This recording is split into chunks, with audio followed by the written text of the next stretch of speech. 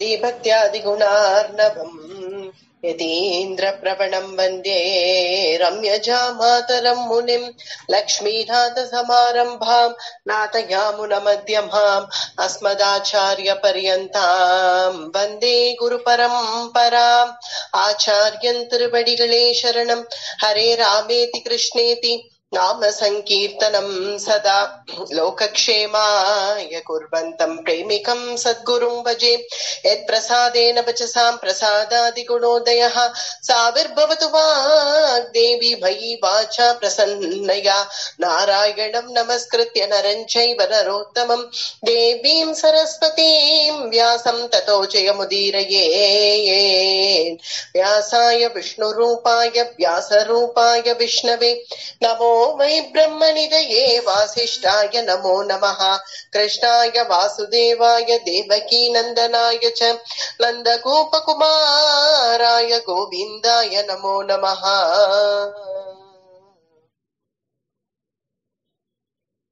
மகாபாரதத்துல வனப்பர்வா அனுபவிச்சுன்னு வரோம். வனப்பர்வாவிலேயே தீர்த்த யாத்திரை பர்வா அது ஒரு உபபர்வாவாக நமக்கு அமையிறது. அதுல நம்ம ஆச்சரியமான 2 சரித்திரங்கள் பார்த்தோம். நலோபாக்கியானம், அதன் தொடர்ச்சியாக அஷ்டாவக்ர சரித்திரம்.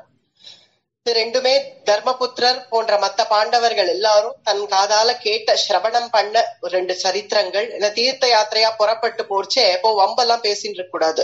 இந்த மாதிரி சத்பொழுது போக்கணும், சத்சங்கத்தை பத்தி பேசணும். இல்ல கிளம்பி மறுபடியும் இதையேவா பேசின்னு போவா, துஷாசனன் வந்தானா திரௌபதியை இழுத்தானா, இப்படியே இதையேவா பேசின்னு போக முடியும்? நல்ல நாமுமே தீர்த்த யாத்திரைன்னு கிளம்பி போனா நம்ம கிரக விஷயமே திரும்ப திரும்ப பேசக்கூடாது. நாம் நல்ல சத்பொழுது போக்கணும் அப்படின்னு இங்க காட்டுறார்கள் நமக்கு பாண்டவர்கள். அதனால இவர்கள் கேட்ட சரித்திரம் தான் நலோபாக்கியானம், அஷ்டாவக்ர சரித்திரம் போன்ற சரித்திரங்கள். இன்னும் சில சரித்திரங்கள்லாம் கூட பின்னாடி வருது. தீர்த்த யாத்திரையே ஒரு பெரிய பர்வாதான். தீர்த்த யாத்திரை பர்வா வனப்பர்வாவே பெருசு, அதுல தீர்த்த யாத்திரை பர்வா. பாரத தேசம் பூரா பாண்டவர்கள் தன்னுடைய திருவடி வச்சே நடந்தார்கள். ஏன்னா என்ன, அவர்களுக்கு ரதமா இருந்தது. எல்லா இடமும் தன்னுடைய கால் வச்சே நடந்து. அர்ஜுனனுடைய தீர்த்த யாத்திரையில கூட அர்ஜுனனுக்கு ரதம் இருந்தது, ரதத்துல புறப்பட்டு போனான்னு பார்த்தோம். ஆனா இவர்களுக்கோ எல்லா இடத்துலயும் தன் திருவடியை வச்சு தர்மபுத்திரர் நடந்திருக்கார். தட்சிண தேசம் கூட வந்திருக்கார்கள்னு சொல்லப்படுறது. அதுல காஞ்சி வந்திருக்கா, வந்து நம் வரதனை சேவிச்சிருக்கா, பிறகு ஸ்ரீரங்கம் வந்திருக்கா. இதெல்லாம் நமக்கு இந்த தீர்த்த யாத்திரை பருவாலேயே வருது. நம்ம யதாசக்தி நம்ம அனுபவிச்சுட்டு போவோம் சில சரித்திரங்களை.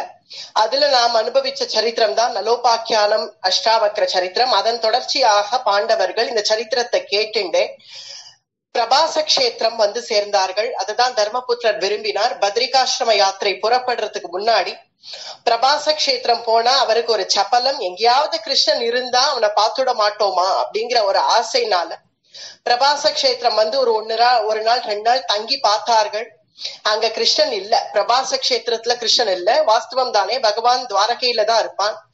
பிரபாச கஷேத்திரம்ங்கிறது இப்ப இருக்கக்கூடிய சோமநாத்னு சொல்றோம் இல்லையா, அதுதான். இங்கதான் அர்ஜுனனும் வந்து தங்கியிருந்தான். இங்கதான் சுபத்ராயனுடைய அபகரணம் ஆச்சு அப்படின்னு நம்ம பூர்வ கதைகள்ல பார்த்திருப்போம். அதே பிரபாச கஷேத்திரத்துல இவர்கள் வந்து 1 நாள் 2 நாள் தங்கி பார்த்தார்கள். சரி, இங்க பகவான் இல்ல, துவாரகையில இருக்கார்.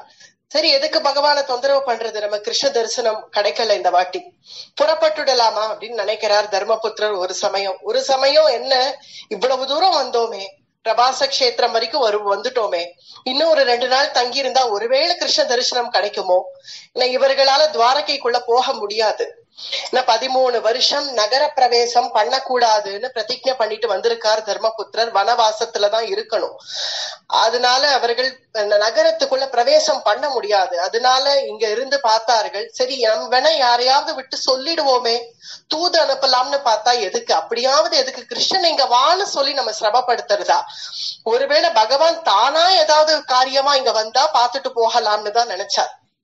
சரி, பரவாயில்ல, காத்திருந்து பார்ப்போம், ஒருவேளை கிருஷ்ண தரிசனம் கிடைக்கலன்னா கிளம்பிடுவோம், துவாரகையை நோக்கி அஞ்சலி பண்ணிட்டு கிளம்பிடுவோம் அப்படின்னு நினைச்சுட்டு காத்துட்டு இருக்கார்கள். இங்க ஏத்தன் மத்திய யாரோ இங்க இப்படி போயிட்டு வரவர்கள் இவர்களை பார்த்து போய் கிருஷ்ணன் கிட்ட தெரிவிச்சுட்டார்கள். இல்லாதபடியே பகவானுக்கு தெரியாம இல்ல, இருந்தாலும் அவர்கள் வாயிலாக சில தூதுவர்கள் போய், நாங்க பார்த்தோமே பிரபாச கஷேத்திரத்துல, நிஜமா பாத்தியா, பாண்டவர்கள் தானா, நான் பார்த்தேனே அப்படின்னு ஒருத்தர் பேசிண்டார்கள். நேர பகவான் தர்பார்ல இருக்கிற சமயத்துல பலதேவரும் கிருஷ்ணனுமாக அங்க இருக்கார்கள். அந்த சமயத்துல சில ஜனங்கள், பொது ஜனங்கள் வந்து இவர்கள் கிருஷ்ணனை பார்க்கணும்னு உள்ள வந்து கிருஷ்ணன் இடத்துல பேட்டி காணணும், ஒரு முக்கியமான விஷயம் பாண்டவர்களை பத்தி சொல்லணும் அப்படின்னு உடனே உள்ள விட்டுட்டார்கள். ஏன்னா பாண்டவர்கள்ங்கிற வாக்கியத்துக்கே அவ்வளவு மரியாதை துவாரகையில. ஏன்னா பகவானுடைய ஹிருதயத்துல பாண்டவர்கள் அவ்வளவு நிலையா குடிக்கொண்டு இருக்கிறதுனால பாண்டவர்கள்னு பேர் சொன்னாலே பகவானை பார்க்க உள்ள அனுப்பிச்சிடுவான். பாண்டவர்களை பத்தி ஒரு முக்கியமான செய்தி சொல்லணும்னு சில பிரஜைகள் வந்து சொன்ன உடனேவே உள்ள அனுப்பிட்டா. மேலும் சில பொதுஜனங்கள் வந்து கிருஷ்ணனை பார்த்து சொல்றார்கள், என்ன விஷயம்னு பகவான் விசாரிக்கிறார். நாங்க பிரபாச கஷேத்திரத்துல பார்த்தோம் பாண்டவர்களை. அப்படியா? பிரபாச கஷேத்திரத்துல பாண்டவர்களை பாத்தியா? நன்னா பாத்தியா அப்படின்னு கிருஷ்ணன் கேட்க, பார்த்தோமே, நிஜமா நாங்க பார்த்தோம். பாண்டவாதான் கூட வந்து ஒரு அம்மாவும் வந்திருக்கா, அவ திரௌபதியாக தான் இருக்கணும். மகரிஷிகள் இல்லாம கூட இருந்தா, நாங்க நன்னா பார்த்துட்டு தான் வரோம். அவ உங்களுக்காக தான் காத்துட்டு இருக்காளோ என்னவோ தெரியல, ஆனா பிரபாச கஷேத்திரத்துல அவர்கள் இருக்கார்கள், நாங்க பார்த்தோம் அப்படின்னு சொன்ன உடனேவே பலராமர் எழுந்துட்டார். கண்ணா கண்ணா எழுந்துடுறா, பார்த்துட்டு வந்துருவோம்டா, பார்த்துட்டு வந்துருவோம் நம் பாண்டவர்களை. பலராமர் இன்னும் பார்க்கவே இல்லை பாண்டவர்களை. ஏன்னா அவர்கள் வனவாசம் வந்த பிறகு அன்னைக்கு ராஜசூயத்தில இருந்து கிளம்பினதுதான். கிருஷ்ணன் தான் ஓடி வந்து பார்த்தானே தவிர, கிருஷ்ணன் வந்த அப்போ பலராமருக்கு ஏதோ சில காரியங்கள் இருந்தது, அவரால் வர முடியல. இப்ப இத்தனை நாட்களா பார்க்கல, அதனால பலராமருக்கு அப்படியே மனசு துடிக்கிறது, பாண்டவர்களை பார்த்துடணும்னு. கண்ணா எழுந்திருப்பா, போய் பார்த்துட்டு வந்துருவோம்டா, பாண்டவர்களை போய் பார்த்துட்டு வந்துருவோம். பிரபாச கஷேத்திரம் வரைக்கும் வந்திருக்கா, நம்ம கிட்ட ஒரு செய்தி சொல்லக்கூடாதா, நம்ம போய் பார்த்துட்டு வந்துருவோம் வா அப்படின்னு கிளம்பின உடனே, பலராமர் கிளம்பின உடனே கிருஷ்ணனும், ஆமாண்ணா பிரபாச கஷேத்திரம் வந்திருக்கா, நான் காமியவனத்துல இருந்தா அங்கேந்து புறப்பட்டு இவ்வளவு தூரம் வந்திருக்காளா, நம்மள பாக்கணும்னா நம்ம கிட்ட சொல்லி விட்டு இருந்தா நம்ம வந்திருக்க மாட்டோமா அப்படின்னு உடனே கண்ணனும் எழுந்துண்டான். இவர்கள் 2 பேரும் கிளம்பின உடனே இவர்களுக்கு பலப்பிரதானமான மந்திரி சாத்தியகி, சாத்தியகி கூட நானும் வரேன்னு புறப்பட்டான். சாத்தியகி இவர்களுக்கு மந்திரி தான், பலப்பிரதானமான மந்திரி. ஆனா ஒரு விதமா கிருஷ்ணன் பலராமனுக்கு அவன் ஒரு கசின் பிரதர். இப்பவும் பார்த்தசாரதி கஷேத்திரத்துக்கு நம்ம போய் பார்த்தோம்னா திருவல்லிக்கேணிக்கு அங்க சாத்தியகியும் கூட நிக்கிறான், பார்த்தசாரதி கூடவே நிக்கிறான் சாத்தியகியும் அங்க. அது சாத்தியகிக்கு ரொம்ப ஒரு முக்கியமான இடம் இருக்கு. கிருஷ்ணனுடைய சகா. கிருஷ்ணன் எங்க போனாலும் சாத்தியகிய கூட அழைச்சுண்டு தான் போவான். சாத்தியகி இல்லாம பகவான் எந்த இடத்துக்குமே போனதில்லை. சாத்தியகியும் கூட கிளம்பிட்டான் கண்ணனோட கூட. மேல வேற ஒரு விசேஷம், சாத்தியகி அர்ஜுனன்ட்ட வில்வித்த கத்துன்னு இருக்கான். ஏன்னா இந்திரபிரஸ்தத்துல பாண்டவர்கள் இருந்த காலத்துல 100 வருஷ காலம் அங்க நல்லா வாழ்ந்தார்கள்னு பார்த்தோம். அந்த 100 வருஷ காலம் பகவான் அடிக்கடி அங்க போறது இல்ல, பாண்டவர்கள் அடிக்கடி துவாரகை போறதும் வருதுமாக தானே இருந்தது. அப்போ அர்ஜுனன் கிட்டக்கவே வில்வித்தை கத்துண்டவன் இந்த சாத்தியகி. அதனால நான் அர்ஜுனனுடைய சிஷ்யன் அப்படின்னு பெருமையா சொல்லிப்பான் சாத்தியகி சந்தோஷமாகவே. அத்தகைய சாத்தியகி பாண்டவர்கள் வந்துட்டான்னு தெரிஞ்ச உடனே ஆசையா நானும் உங்க கூட வரேன்னு பலராமரும் கிருஷ்ணனுமா சாத்தியகியுமா புறப்பட்டு வரார்கள் பிரபாச கஷேத்திரத்துக்கு. ஏதன் மத்திய இங்க சில இந்த பொதுஜனங்கள் யார் இங்க வந்து விஷயத்த சொன்னாலோ பகவான் கிளம்பி வரணும் இல்லையா, ஏன்னா அப்படி நாம கிளம்பிட முடியாது, எதுவும் பலராமர் வேற கூட கிளம்புறார், ஏராளமான சைன்யம் எல்லாம் கூட கிளம்பணும், இவர்களுக்கு வேண்டிய தகுந்த காவலோட கூட புறப்பட்டு வரணும் இல்லையா. அதனால பகவான் வரத்துக்குள்ளவே இந்த பொதுஜனங்கள் யார் போய் செய்தி சொன்னார்களோ அவர்கள் ஓடி வந்து இவா கிளம்பிட போறாளே, பாண்டவா கிளம்பிட போறாளேன்னு இவா ஓடி வந்து இங்க சொன்னார்கள். நாங்க போய் பகவான்கிட்ட சொல்லிட்டோம், புறப்பட்டு பலதேவரும் கிருஷ்ணனுமாக புறப்பட்டு உங்களை பார்க்க வந்துட்டு இருக்கா அப்படின்னு உடனே ரொம்ப சந்தோஷப்பட்டார் தர்மபுத்திரர். அதுக்காக தானே காத்துட்டு இருந்தேன், கண்ணனை பார்க்கணும்னு தானே காத்துட்டு இருந்தேன், அதனால பார்த்துட்டே போவோம் அப்படின்னு காத்துட்டு இருக்கார்கள் பாண்டவர்கள். சமயத்துல ரதம் வந்து நின்னுது, ஒரு இடத்துக்கு மேல ரதம் போகாது. அந்த இடத்திலேயே ரதத்தை நிறுத்திட்டு ஜல்லுன்னு பலராமனும் கிருஷ்ணனுமா கீழே குதிச்சுட்டார்கள். பாண்டவர்கள் அதோ தெரிகிறார்கள்னு தெரிஞ்ச உடனே ஓடியே வரார்கள். அப்படிதான் இருக்கு பாரதத்துல, ஓடியே வரார்கள். பலராமரும் கிருஷ்ணனுமா 2 பேரும் கையை கோத்திட்டு ஓடி வரார்களாம் பாண்டவர்களை பார்க்கணுங்கிற ஆசையில. அவர்கள் ஓடி வரத பார்த்த உடனே தர்மபுத்திரர், என்ன கண்ணனும் பலராமனும் நம்மள பார்க்க வரா, 2 பேரும் நம்ம பார்க்க நடந்து வரக்கூடாதோ, இன்னும் ஒரு 5 நிமிஷம் ஆனா ஆட்டமே, அதனால என்ன ஓடி வரார்களே அப்படின்னு நம்ம மட்டும் இங்க நிக்கிறதா அப்படின்னு நம்மளும் ஓடுவோம்னு தர்மபுத்திரரும் ஓடுறார். இவர்களை பார்க்கணுங்கிற ஆசையில தர்மபுத்திரர், பீமன், நகுல சகதேவர்களும் பின்னாடி ஓடுறார்கள். இப்படி 2 பேருமா ஓடி வந்து பலராமர் தர்மபுத்திரரை போய் மடேர்னு இறுக்கி கட்டிண்டார். இறுக்கி தர்மபுத்திரரை கட்டிண்டார் பலராமர். பிறகு பகவான் கண்ணன் ஓடி போய் பீமனை இறுக்கி கட்டிண்டார். 2 பேருமாக தர்மபுத்திரனையும் பீமனையும் கட்டி அணைச்சு குரலை வச்சே அழறார்களாம். அப்படிதான் இருக்கு பாரதத்துல. குரலை வச்சே அழறார் பலராமர். இந்த நிலைமையிலயா உன்னை நான் பாக்கணும் அப்படின்னு குரலை வச்சே அழறார் பலராமர். இங்க பஞ்ச பாண்டவர்கள் இப்ப இல்ல, ஒருத்தர் சொர்க்கலோக வாசமே பண்ணிட்டு இருக்கார் அர்ஜுனன். ஏன்னா அர்ஜுனன் ஸ்வர்க்கத்துல வாசம் பண்ற சமயத்துலதான் இத்தகைய சரித்திரங்கள் நடக்கிறது இல்லையா. பூலோக ரீதியில 5 வருஷம், அவன் ஸ்வர்க்க ரீதியில அவன் அங்க இருந்தது 5 நாள். அந்த சமயத்துலதான் இங்க இந்த சரித்திரங்கள்லாம் நடக்கிறது. 5வது வருஷம் இப்ப இது 5வது வருஷம் முடிய போற சமயம். அந்த சமயத்துலதான் இப்ப பகவானும் பாண்டவர்களும் மீதி பாண்டவர்கள் எல்லாம் பாத்துக்கிறான். இப்படி 2 பேருமா ஒருத்தர ஆலிங்கனம் பண்ணிட்டு குரலை வச்சே அழறார் பலராமர். ஓன்னு கதறி அழறார் தர்மபுத்திரரை பார்த்ததும். பலராமர் அழுகிய பார்த்த உடனே கண்ணனுக்கு அப்படியே குமுறிண்டு அழுக வந்துடுத்து. கண்ணனும் அழ ஆரம்பிச்சான். இவர்கள் 2 பேரும் அழறத பார்த்துட்டு சாத்தியகி கொஞ்சம் சமாதானம் பண்றான் 2 பேரையுமே. அழாதீங்கோ, நீங்க அழுதா அப்புறம் பாண்டவா மனசு தாங்க மாட்டா, அழாதீங்கோ அப்படின்னு ஆஸ்வாசப்படுத்துறான் சாத்தியகி. பிறகு நகுல சகதேவர்கள் வந்த உடனே அவர்களையும் தனித்தனியே ஆலிங்கனம் பண்ணிண்டார்கள் பலராமனும் கிருஷ்ணனும். இப்படி சுகுமார திருமேனி 2 பேரும் நல்லா வாழ வேண்டியவர்கள் நகுல சகதேவர்கள். இப்படி மெலிஞ்ச போயிடுத்தே உங்களுடைய சரீரம். பிறகு கண்ணன் பீமனை பாக்குறான். என்ன பீமண்ணா, சரியா சாப்பிட்றதே இல்லையா? என்ன ஆச்சு உனக்கு? ஏன் இப்படி மெலிஞ்சு போயிட்ட? 1000 பேர் பண்ணி சாப்பிட வேண்டிய நீ இன்னைக்கு உனக்கு சரியான ஆகாரம் இல்லையா இந்த வனவாசத்துல? ஏன்னா இவர்கள் 5 வருஷம் ஆயிடுத்தா வனவாசம் ஆரம்பிச்சோம். நல்ல அதுவும் இங்க தீர்த்த யாத்திரைன்னு புறப்பட்டு இங்க அங்க அலைஞ்சு அலைஞ்சு அலைஞ்சு அலைஞ்சு ஒரே மெலிஞ்சு போய் தாடியும் மீசையுமா ஒரு தபஸ்விகள் போல இருக்கா இப்ப பாண்டவர்கள் அவர்களை பார்த்தா. இந்த நிலைமையில பார்த்தா அன்னைக்கு காமியவனத்துல கண்ணன் பார்த்துட்டு போன அளவுக்கு இல்ல. ஏன்னா அப்ப கூட ஏதோ கொஞ்சம் தேஜஸா வாட்ட சாட்டமா தான் இருந்தா. ஏன்னா அப்பதான வனவாசத்துக்கு புறப்பட்டு வந்தா. இப்ப இந்த 5 வருஷமா இங்கேயும் அங்கேயும் அலைஞ்சு கல்லுலயும் மேடுலயும் முள்ளுலயும் கல்லுலயும் காலை வச்சு வச்சு ஒரு மாதிரி மெலிஞ்சு போயிடுது இவர்களுடைய சரீரம். பாண்டவர்கள் தானான்னு தெரியல, பார்த்தா அடையாளம் தெரியல. அதனால கண்ணன் தனித்தனியே விசாரிக்கிறான். என்ன ஆச்சு உங்களுக்கு எல்லாம்? ஏன் சரியா சாப்பிடுறது இல்லையா? உடம்பு பாத்துக்கிறது இல்லையா? இல்ல என்னதான் நடக்கிறது உங்களுக்கு? ஏன் இப்படி இருக்கீர்கள்? ஏதோ வனவாசத்துல இருக்கேன்னு சொன்னா அங்க இருக்க வேண்டியதுதான காமியவனத்துல. ஏன் இங்கேயும் அங்கேயுமா அலைஞ்சு இப்படி உடம்ப கெடுத்துக்கிறீர்கள்? பாழா போயிடுத்தேடா பீமா உடம்பு அப்படின்னு கண்ணன் கட்டிண்டு அழறான் பீமனை. பலராமர் என்ன தர்மபுத்திரா மரவுரி எல்லாம் உடுத்தின்னு இருக்க, இப்படி ஜடாமகுடம் தரிச்சுட்டு இருக்க, இந்த நிலைமையிலயான்னு அவனை பாக்கணும். ராஜசூயத்துல சக்கரவர்த்தியா அவனை பாத்துட்டு வந்தேனேடா, இப்ப போய் நான் அவனை இப்படி பாக்குறேனே அப்படின்னு குமரிண்டு அழறார் பலராமர். பிறகு பலராமர் ரொம்ப தாபத்தை அடைஞ்சார். உடனே கண்ணனை பார்த்து சொல்றாரு, கிருஷ்ணா என்னது இதெல்லாம்? நான் ஏதோ நீ வனவாசம்னு சொன்ன, சரி ஏதோ அவர்கள் விதி ஏற்பட்டெடுத்து ஏதோ பிரச்சனை ஆயிடுத்து குடும்ப சண்டைன்னு நான் நினைச்சேன். அதுக்கு நீ இந்த அளவுக்கு ஆச்சு? ந கிருஷ்ணா தர்மச்சரிதோ பவாய ஜந்தோர தர்மச்ச பராபவாய யுதிஷ்டிரோ யத்ர ஜடி மகாத்மா வனாஸ்ரயஹ கிளிஷ்யதி சீரவாசாக. கிருஷ்ணா, இவர்கள் அதர்மம் பண்ணவர்கள் எல்லாம் அங்க உட்கார்ந்து நல்ல பாய விரிச்சு படுத்துப்பா, நல்ல பாயசம் சாப்பிட்டு இருப்பா, கொட்டாவி விடுவா. தர்மம் பண்ணவெல்லாம் இங்க வந்து சந்தியில நிப்பான். இதுதானா நம் காட்டுற தர்மம்? ந கிருஷ்ணா தர்மச்சரிதோ பவாய பவாய நீ இருக்கிறச்சே நானும் நீ இங்க அவதரிச்சிருக்கோம். பலராமர் பேசுறார் ஆவேசத்தோட. இங்க நம்ம அவதரிச்சு நாம இங்க இருக்கோம். சேஷபூதனாக நான் இங்க இருக்கேன். நீயோ நீங்க சக்கரபாணியா இங்க நீ இருக்க. நம் 2 பேரும் இருக்கிறச்சே தர்ம சம்ஸ்தாபனார்த்தாயன் மார்பு தட்டிக்கிறியே கிருஷ்ணா. ஆனா நம்மளுடைய அத்த பிள்ளைகளுடைய நிலைமைய பார், தர்மமே செஞ்ச இந்த தர்மராஜனுடைய நிலைமைய பார். இந்த மகாத்மா யுதிஷ்டிரன் இருக்கிற நிலைமைய பார்த்து நீ எப்படி சகிச்சிருக்க? யுதிஷ்டிரோ யத்ர ஜடி மகாத்மா. இந்த மகாத்மா யுதிஷ்டிரனுக்கு இப்படிப்பட்ட ஒரு நிலைமை வருமா? இத தர்மம் பண்ணவனுக்கே இந்த நிலைமை இப்படிதான் இருக்கும்னா அப்புறம் லோகத்துல எவன் தர்மத்தை மதிப்பான்? தர்மம் பண்ணவன் எல்லாம் யுதிஷ்டிரனை போல ஓட்டாண்டியா போவான் அப்படின்னு தான் உலகத்துல நாளைக்கு நினைப்பா.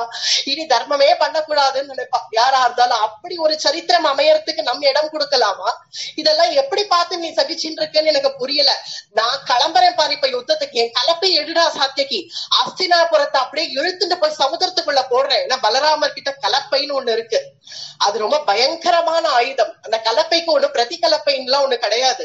கலப்பைனா கலப்பை தான், அதுக்கு யாரும் பிரதியஸ்திரம் எல்லாம் போட முடியாது. அந்த கலப்பையால அப்படி பிடிச்சு இழுத்தா ஒரு ஊரே வந்துடும். அந்த கலப்பைய பிடிச்சு இழுத்து அஸ்தினாபுரத்தை இழுத்து கொண்டு போய் அப்படியே சமுதிரத்துக்குள்ள போடுறேன் பார். துரியோதனாதிகள்னா அப்படியே மடிச்சு போகட்டும். துரியோதனஸ்சாபி மஹீம் பிரசாஸ்தி நசாஸ்ய பூமிஹி விவரம் ததாதி. அந்த பூமி மொத்தத்தையும் அஸ்தினாபுரத்தை அப்படியே இழுத்துட்டு போய் சமுதிரத்துக்குள்ள போடுறேன். பெரியவர்களாம் பெரியவர்கள், எனக்கு திருதராஷ்டிரன், பீஷ்மர், துரோணர் எல்லாம் உட்காந்து இருக்காளாங்க வாய மூடிண்டு.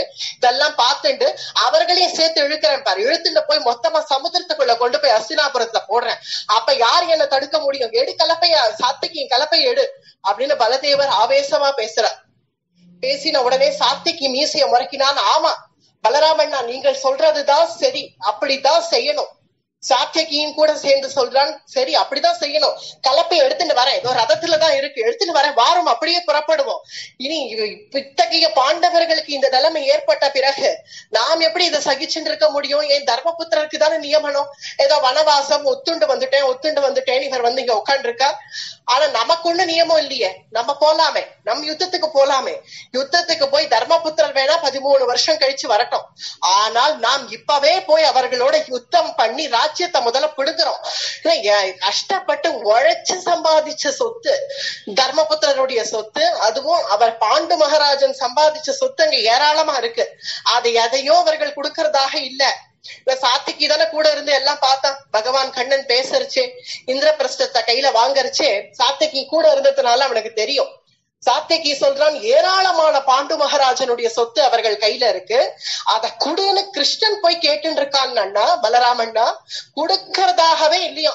திருதராஷ்டிர மகாராஜா ஈவரக்கவே இல்லாம சொல்றார், கொடுக்கவே மாட்டாராம் பாண்டுவனுடைய சொத்தை, பாண்டவர்களுடைய சொத்தை. சரி ஏதோ கிடைச்சது இந்திரபிரஸ்தம் காண்டவனம்னு அதை வாங்கி கொண்டு போய் அங்க குடியும் கொடுத்தனுமா கிருஷ்ணனுடைய கருணையினால வாழ ஆரம்பிச்சா.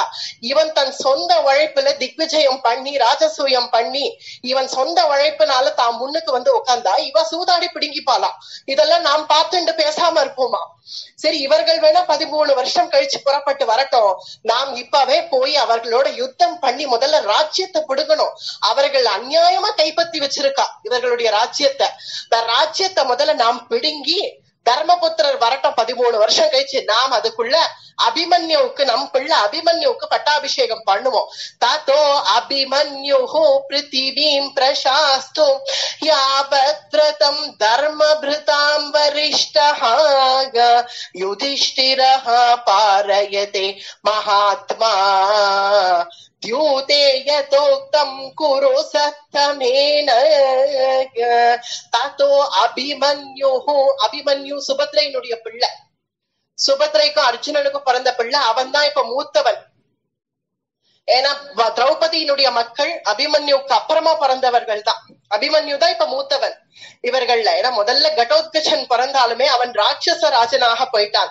அதற்கு பிறகு இராவான் அப்படிங்கிறவன், உலூப்பியோட கூட இராவான்னு ஒரு புத்திரன் பிறந்தான் அர்ஜுனனுக்கு. அவன் நாகலோகத்தை சேர்ந்தவனாக போயிட்டான். பிறகு சித்ராங்கதாவோட பப்ருவாகனன் ஒரு பிள்ளை பிறந்தான்.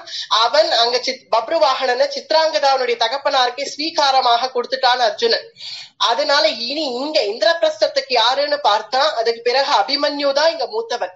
அபிமன்யுக்கு பிறகுதான் பிரதிவிந்தியா சுத்தசோமான்னு சொல்லக்கூடிய திரௌபதியினுடைய 5 மக்கள் அவனுக்கு அப்புறம் தான் பிறக்கிறார்கள். இல்ல அபிமன்யு தான் இப்ப மூத்தவன். அதனால மூத்தவனா லட்சணமா நம்ம அபிமன்யுக்கு பட்டாபிஷேகம் பண்ணலாம்னு சொல்றான் சாத்திகி. அபிமன்யுக்கு முதல்ல பட்டாபிஷேகம் பண்ணிட்டு பிறகு நாம் விசாரிச்சுப்போம். முதல்ல இந்த காரியத்தை நாம் இப்பவே செய்யணும். அபிமன்யு இந்த பிருத்திவி, இந்த பூமியையே ஆள வல்லவன். அவன் யார்? அவன் பலராமனுடைய மருமான், கிருஷ்ணனுடைய மருமான். அத்தகைய அபிமன்யுக்கு இருக்கிற பிரபாவம், அவன் இந்த பிருத்திவியே ஆளுவான். தத்தோ அபிமன்யு பிருத்திவீம் பிரசாஸ்து, இந்த பூமியையே ஆள வல்லமை படைச்ச நம் பிள்ளை அபிமன்யுக்கு பட்டாபிஷேகம் பண்ணி முடிச்சுட்டு பிறகு வந்து நம் பாண்டவர்களை பார்ப்போம். அதுதான் சரி. பலராமண்ணா வா புறப்படுவோம். சாத்திகி தன் வாளை எடுத்துட்டான். உங்க கலப்பை அங்கதான் இருக்குது ரதத்துல, வாருங்கள் அப்படியே புறப்படுவோம் அப்படின்னு புறப்படுறார்கள் பலராமனும் சாத்திகியுமா. உடனே கிருஷ்ணன் அவர்கள் கையை பிடிச்சான். சாத்திகி ஏத்தி விடாத அண்ணாவை, கொஞ்ச நேரம் சும்மா இரு அப்படின்னு கிருஷ்ணன் சொல்லி சாத்திகியை அடக்குறான்னு. போற ரொம்ப குதிக்காத, வா இப்படி வா, வா இங்க வந்து நில்லு வா அப்படின்னு சொல்லி ஏற்கனவே அவர் கோவப்பட்டு இருக்கா. நீ இன்னும் ஏத்தி கொடுத்துட்டு இருக்கியா, கொஞ்ச நேரம் இரு அப்படின்னு கிருஷ்ணன் சாத்திகிய முதல்ல அடக்கினான். அடக்கி முடிச்சுட்டு, அண்ணா பலராமண்ணா புறப்படாத, இங்க வா, நான் சொல்றத கொஞ்சம் கேளு, கேட்க முடியாது கிருஷ்ணா, என்ன எப்ப பாரு என்ன நான் எது செஞ்சாலும் என்ன நீ என்ன தடுத்துட்டு இருக்க, நீ சொல்றதெல்லாம் என்னால கேட்க முடியாது, யாரு வந்தாலும் போகட்டும், வராம போனாலும் போகட்டும், நான் என் கலப்பையால இப்ப அஸ்தினாபுரத்தை இழுக்க போறேன் பார், நேரம் இந்த துவாரகை பக்கத்துல இருக்கிற சமுத்திரத்துக்கு கொண்டு வந்து தள்ளுறேனா இல்லையா பார், அப்படி என் கலப்பையை எடுடா சாத்திக்கு, எடுக்க மாட்டியா, எடுக்க வேண்டாம் நானே எடுக்கிறேன் போ, நானே கிளம்புறேன் அப்படின்னு பலராமர் புறப்படுறார். கிருஷ்ணன் கட்டி அணைச்சு பலராமரை, போகாதண்ணா, உன் கோபம் தான் உன்னுடைய சத்ரு, போகாத, கொஞ்சம் இரு, படால்னு கோவப்படுறிய, எல்லாத்துக்கும் கொஞ்சம் பேசாம இருங்க வா அப்படின்னு பலராமரை அடக்கி கொண்டு வரான் கண்ணன். கொண்டு வந்து இங்க பார், உனக்கு இன்னைக்கு வருது இந்த கோபம், 5 வருஷம் கழிச்சு நீ இவாளை பாக்குற, இவா வனவாசம்னு 5 வருஷம் கழிச்சு நீ பாக்குற, இன்னைக்கு வருது உனக்கு இந்த கோபம், எனக்கு அன்னைக்கே வந்தது, இவா என்னைக்கு காமியவனம் வந்தாலோ அன்னைக்கு வந்தது எனக்கு கோபம், இனி இந்த பூமியில ஒரு க்ஷணம் துரியோதனாதிகள் இருக்கக்கூடாது, அவர்களுடைய ரத்தத்தை உடனே பூமி குடிக்கணுங்கிற அளவுக்கு நான் பேசினேன். அன்னைக்கு நான் எவ்வளவு ஆவேசமா பேசினேன்னு உங்க யாருக்கும் தெரியாது, நீங்கள் யாரும் இல்லையே அன்னைக்கு என்கிட்ட. இன்னைக்கு பலராமன்னா நீ கோபத்துல இப்படி குதிக்கிறியே, இது 5 வருஷம் முன்னாடி, 5 வருஷமா இவ வனவாசத்துலதான் இப்ப இருக்கா, இப்ப 5வது வருஷம் நீ பேசுறியே, தர்மபுத்திரருடைய மனநிலைமை என்னங்கிறத புரிஞ்சுட்டு யாராவது பேசுங்கள். நம்ம என்னதான் அவர்களோட யுத்தம் பண்ணி நீ அஸ்தினாபுரத்தையே இழுத்துன்னு போய் துவாரகைக்குள்ள போடுறேன்றியே, சமுதிரத்துக்குள்ள போடுறேங்கிறிய, அப்படி போட்டா தர்மபுத்திரர் ஒத்துப்பறா, நீ இதெல்லாம் யாருக்காக பண்ணணுங்கிற, தர்மபுத்திரருக்காக தானே, யுதிஷ்டிரனுக்காக தானே, அவர் அதை விரும்ப மாட்டார், அவர் அந்த மாதிரி அநியாயமா போய் ஒரு காரியம் பண்றதுக்கு எல்லாம் அவர் விரும்ப மாட்டார். மேலும் நம் என்னதான் சொத்தை சம்பாதிச்சு நம்ம பிடுங்கி வச்சுட்டாலுமே அத தர்மபுத்திரர் திரும்பி 13 வருஷம் ஆனாலும் அவர் பட்டாபிஷேகம் பண்ணிக்கவே மாட்டார், அவர் பண்ணிக்கிறதாக இல்ல. அவர் மனச புரிஞ்சுக்குவோம், இத நான் அன்னைக்கே நான் புரிஞ்சுட்டேன், அவர் மனசுல இருக்கிறது இதுதான், அவர் பெரியவர்களுக்கு உடன்பட்டு வந்துட்டார் 13 வருஷம், அதனால 13 வருஷம் கழிச்சுதான் எதுவானாலும் பேசணும், அது வரைக்கும் அவர்கள் பக்கமே போகக்கூடாது, அஸ்தினாபுரம் பக்கமே போகக்கூடாதுங்கிறது தான் தர்மபுத்திரர் மனசுல இருக்கிறது. அவரை மீறி நம்ம என்ன பண்ண முடியுங்கிற, நீ இப்ப யாருக்காக இதெல்லாம் பண்ற பலராமண்ணா, நீ இப்ப யாருக்காக பண்ணணுங்கிற, இதெல்லாம் யுதிஷ்டிரனுக்காக தானே, அவனே வேண்டாங்கிறான், பிறகு நீ யாருக்காக பண்ணி அவனை சந்தோஷப்படுத்தணுங்கிறதுக்காக நீ போய் பண்ணணும், ஆனா அவனே நீ மனசுல தாபம் அடையும்படி செஞ்சிடக்கூடாது, பார்த்து பண்ணணும். இல்ல கிருஷ்ணா, யுதிஷ்டிரன் சந்தோஷமா இருக்கணுங்கிறதுக்காக எல்லாம் இல்ல, அது ஒரு பட்சம் இருந்தாலும் அதர்மத்தை எப்படி ஸ்தாபிக்க முடியும், அதர்மம் பண்ணவர்கள் எல்லாம் அங்க சௌக்கியமா இருப்பா, தர்மம் பண்ணவெல்லாம் இங்க சந்தியில நிக்கிறான்னா எப்படி என்னால பார்த்துன்னு சும்மா இருக்க முடியும். வாஸ்தவம் தான், இததானே நான் அன்னைக்கே சொன்னேன். ஆனா இவர்களும் இந்த 13 வருஷம் நான் ஒரு சத்சங்கத்துல இருக்கேன்னு சொல்லிட்டாளே, நான் சத்சங்கத்துல பொழுது கழிக்கிறேன், 13வது வருஷம் கழிச்சு நீ என்னெல்லாம் தர்மத்தை ஸ்தாபிக்கிறியோ ஸ்தாபின்னு சொல்லிட்டா. இப்ப நீ கேட்டாலும் இவ அதான் சொல்லுவா. இப்ப நீ புறப்பட்டு கிளம்பின போனேன்னு வச்சுக்கோ, அதை விட ஒரு கெடுதல் நம்மளால தர்மபுத்திரருக்கு பண்ண முடியாது. ஏன்னா அவர் மனசு ரொம்ப தாபப்படுவார், நாம் சொல்றத மீறி வா செஞ்சுட்டாளேன்னு நினைப்பார், இல்ல நமக்கு இது வேண்டவே வேண்டாமே ஏன் இப்படி பண்றான்னு நினைப்பார். அப்புறம் ஏற்கனவே திருதராஷ்டிர மகாராஜா நான் அவ குடும்பத்தை பிரிச்சேன்னு சொல்லிட்டு இருக்கா, இன்னும் இதுல நீ வேற போய் நின்னா அனாவசியமா பிரச்சனை வேற விதமா போயிடும்.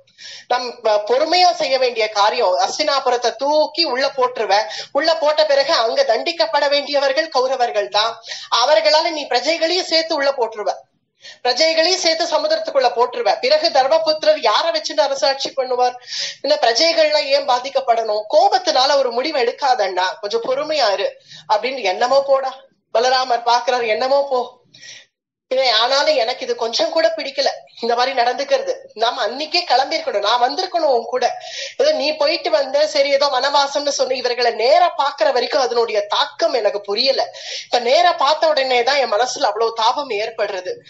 ஆனாலும் என்னால இந்த சகிக்க முடியல, இந்த அதர்மத்தை என்னால இனி இவர்களை பார்க்க முடியல, நான் கிளம்புறேன், நீ பேசிட்டு வா அப்படின்னு சொல்லி தர்மபுத்திரர்கிட்ட விடை பெற்றுட்டார் பலராமர். பாரு, நீ ரொம்ப பொறுமைசாலிப்பா, உன்ன மாதிரி எல்லாம் என்னால இருக்க முடியாது, உன்னை பார்க்க எனக்கு அப்படியே வயிறு பத்திண்டு எரியறது, இப்படி கூட ஒருத்தன் இருக்க முடியுமான்னு தோன்றது, அதர்மத்தை எப்படிதான் நீ சகிச்சுட்டு இருக்கியோ, அது என்னதான் பெரியவர்களோ, அது 13 வருஷம்ங்கிற நீயும், என்னால இதெல்லாம் கேட்டுன்னு இருக்க முடியாதுப்பா, உன்னை பார்க்கணும்னு நினைச்சேன், உங்க எல்லாரையும் பார்த்துட்டேன், இனி நான் கிளம்புறேன், நீ கிருஷ்ணன் இருப்பா, அவன்கிட்ட பேசிட்டு வாருங்கள், உங்களை இந்த நிலைமையில என்னால பார்க்க முடியல அப்படின்னு ரொம்ப மனசு தாபத்தோட கூட பலராமர், சாத்திகி வா புறப்படலாம், என்ன கூட்டிட்டு போ, முதல்ல போய் துவாரகையில விடு, இவர்கள் இந்த நிலைமையில பார்த்துட்டு ஒன்னும் பண்ண முடியாம நான் திரும்புறேன் பார் அப்படின்னு பலராமர் ரொம்ப மனசு வேதனைப்பட்டு கிளம்புறார்.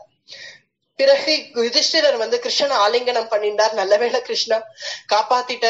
அண்ணா இவ்வளவு கோபப்பட்டுட்டாரு, உன்னுடைய அண்ணா பலராமர். நான் அவருடைய கோபத்தை பத்தி நான் நிறைய கேள்விப்பட்டிருக்கேன், நான் இது வரைக்கும் பார்த்தது இல்லை, இப்பதான் பாக்குறேன். என் மனச நீ நன்னா புரிஞ்சுட்டு இருக்க கிருஷ்ணா. என் மனசுல நான் என்ன நினைப்பேங்கிறத நீ சரியா புரிஞ்சுட்ட. என் ஹிருதயம் உனக்கே தெரியும், அதே போல கிருஷ்ணா உன் ஹிருதயமும் எனக்கு தான் தெரியும். வாஸ்தவம் தானே இது? தர்மபுத்திரருக்கு வாஸ்தவமா தெரியும் தான். கிருஷ்ணனுடைய ஹிருதயம் அவருக்கு தெரியும். ஏன்னா வியாச பகவான் மூலமாக, ஏன்னா பகவானுடைய சங்கல்பம் தான் இது. ஏன்னா 13வது வருஷம் ஆன பிறகு உடனே பெரிய யுத்தம் சம்பவிக்கும்னு வியாச பகவான் அன்னைக்கே சூச்சனமா சூதாட்டத்துக்கு முன்னாடியே சொல்லிட்டு போயிட்டார் இல்லையா? அது யுதிஷ்டிரருக்கு தெரிஞ்சதுனால, கிருஷ்ண சங்கல்பமும் இதுதான்னு தெரிஞ்சதுனால, ஏன்னா அதர்மத்துல இருந்தவர்கள் ஒரு கொஞ்சம் சௌக்கியமா இருக்கும்படிதான் இருக்கும் ஆரம்பத்துல, பிறகு மொத்தமா கூண்டோட அழிஞ்சு போவார்கள் அப்படிங்கறத காட்டணும், ஸ்தாபிக்கணுங்கிறதுக்காக தானே இத்தகைய லீலையே நடக்கிறது. அத பூர்ணமா உணர்ந்த தர்மபுத்திரர் இப்ப தைரியமா இறஞ்சு சொல்றார், கிருஷ்ணா உன்னுடைய ஹிருதயம் எனக்கே தெரியும், நீ உன் மனசுல என்ன சங்கல்பிச்சிருக்கங்கிறது எனக்கு தெரியும். உனக்கு தர்மத்தை விசாரம் பண்ணணும், தர்மத்தெல்லாம் மாத்தணும்னு நீ நினைச்சிருக்க. இதெல்லாம் 13 வருஷம் கழிச்சு நீ பண்ண போறேங்கிறது எனக்கு தெரியும். ஆனா என்ன 13 வருஷம் கிருஷ்ணா? ஏற்கனவே 5 வருஷம் தான் முடிஞ்சு போறதே, இனி 8 வருஷம் தானே. 8 வருஷத்தை நான் 8 நிமிஷமாக கழிச்சிடுவேன். விளையாட்டு போல இன்னைக்குதான் வனவாசம் ஆரம்பிச்சது போல தெரியறது, ஆனா 5 வருஷம் இப்ப கடந்து போக போறது. பாக்கி இருக்கிற 8 வருஷத்தை நான் சீக்கிரமா நான் கடந்துட்டு வந்தா நீ பலதேவருக்கும் சமாதானம் சொல்லு. அதுக்கப்புறமா 13 வருஷம் ஆன பிறகு யுதிஷ்டிரா க்ஷேமமா அப்படின்னு என்னை யார் வந்து விசாரிக்க போறா? உங்க 2 பேரை தவிர, கிருஷ்ண பலராமர்களை தவிர. அதனால பலராமன் அவ கோவப்படாம இருக்க சொல்லு, கொஞ்சம் நான் சொன்னேன்னு சொல்லு, சமாதானம் படுத்திக்க சொல்லு. அதனாலதான் நான் உன்னை மட்டும் பாக்கணும்னு நினைச்சேன், அவரை பாக்கணும்னு நான் நினைக்கல இப்போ. ஏன்னா எங்களை இந்த நிலைமையில பார்த்தா அவர் ரொம்ப கொதிச்சு போவார்னு எனக்கு தெரியும். அதனால நான் உன்னை பாக்கணும்னு நினைச்சேன், ஆனா அவர் இங்க வருவாருன்னு நான் எதிர்பார்க்கவே இல்லை. இருந்தாலும் அவர் வந்தது எனக்கு ஒரு விதமா சந்தோஷம் தான், அவரை பார்த்தது சந்தோஷம் தான். அவரிடத்துல கொஞ்சம் சமாதானம் பண்ணிட்டு இருக்க சொல்லு, என்னை கோச்சிக்க வேண்டாம்னு சொல்லு. ஏன்னா தர்மபுத்திரர் மேல இப்ப ஒரு விதமா கோபம் இருக்கு பலராமருக்கு. இப்படி ஒரு பொறுமையா எவன் இருக்க முடியும்? அப்படி இருந்தா முதல்ல அந்த இருக்கிறவனே தப்பு, அவனை முதல்ல ஒழிச்சு கட்டணும் அப்படின்னு நினைக்கிறார் பலராமர். அதனால என் மேல கோபப்பட வேணாம்னு சொல்லு, அதனால கொஞ்ச நாட்கள் தான் பொறுத்து இருக்க சொல்லு அப்படின்னு சொன்னதும் கிருஷ்ணன் சொல்றான், அதெல்லாம் பரவாயில்ல, அவர் அப்படிதான் நான் கோவப்படுவார், அதெல்லாம் தன்னால சரியாயிடுவார், அதெல்லாம் ஒண்ணும் பெரிய விஷயமே இல்லை. நீங்கள் முதல்ல உங்களை பார்த்துக்கோங்க, எதுக்காக நீங்க இங்க வந்து முதல்ல நான் வரமாட்டேன், நான் காமியவனம் அப்படின்னது இல்ல கிருஷ்ணா, நாங்க தீர்த்த யாத்திரையா போயின்னு இருக்கோம், எல்லா க்ஷேத்திரமும் சேவிச்சுன்னு போயிட்டு இருக்கும். எத்தனை நாய் காமியவனத்திலேயே உட்கார்ந்து இருக்கிறது சொல்லு? எங்களுக்கும் கொஞ்சம் மனசுக்கு மாறுதல் வேண்டாமா? அதுவும் பீமனாலதான், எல்லாம் பீமனாலதான். உனக்கு ரொம்ப பிரியமானவன் ஆச்சே பீமன், இவன் தான் எல்லாம். இவனுடைய முரட்டத்தனம் தாங்க முடியல.